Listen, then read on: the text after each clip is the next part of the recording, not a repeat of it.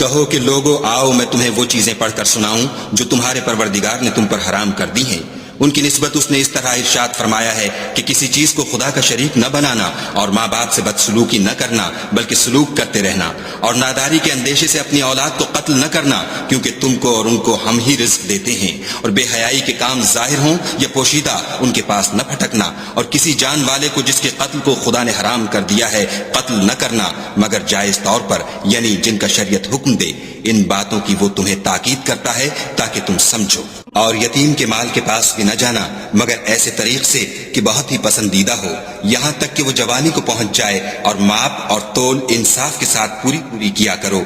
हम किसी को तकलीफ नहीं देते मगर उसकी ताकत के मुताबिक। और जब किसी की निस्बत कोई बात कहो तो इंसाफ से कहो, गो वो तुम्हारा रिश्तेदार ही हो, और खुदा के अहद को पूरा करो। इन बातों का खुदा तुम्हें हुक्म देता है ताकि तुम नसीहत कबूल करो।